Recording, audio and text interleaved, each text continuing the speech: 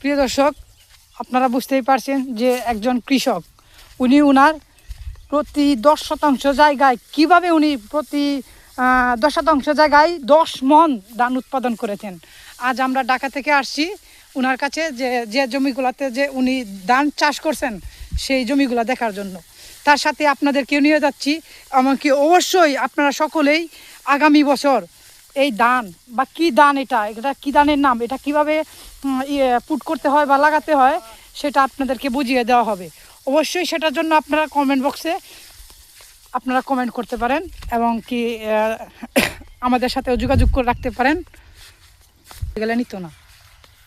প্রিয় দর্শক দেখেন, এই সেই জমি যে জমিতে প্রতি 10% 10 মণ ধান উৎপাদন করে আমার মনে হয় পুরো বাংলাদেশের সম্পূর্ণ কৃষককে পিছনে ফেলে উনি মনে হয় একদম ফার্স্ট কেরিয়ারে চলে গেছেন। তো দেখেন এই জমিগুলোতে আপনাদেরকে আমি আরও কাছ থেকে দেখাবো এবং কি আপনারা সেই কৃষকের মাধ্যমে আলাপ করিয়ে দেব এবং কি পরিচয় করিয়ে দেব। প্রিয় দর্শক দেখেন, এই সেই জমির মালিক। আচ্ছা, আপনি তো এই জমিটা চাষ করছেন না? জি। আচ্ছা, এই জমিটা থেকে আপনি কিভাবে মানে এই ধানটা আপনি পাইছেন বা এই ক্ষেত্রে আপনি লাগাইছেন? এটা আমরা কৃষি অফিস থেকে ওয়ার্কারের কাছ থেকে ধানের বীজ আনছি। আমি আনতাম চাইছিলাম না, বাদে উনি বলছে যে এটা ভালো ফলন দেয়।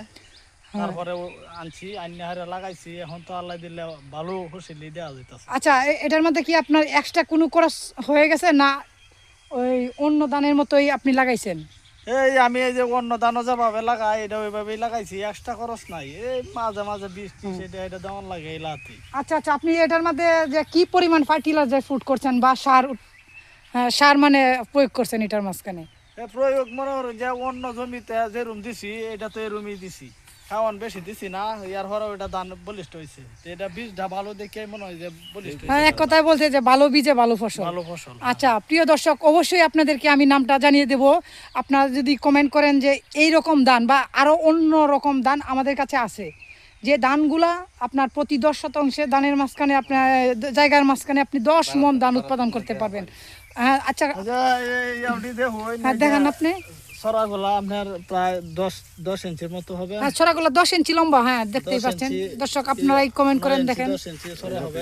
হ্যাঁ,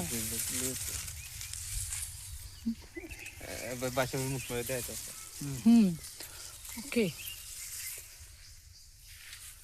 সো ফাইন, আগামী বছর আপনার সাথে আবার আমাদের কথা হবে এবং কি আপনাদের যে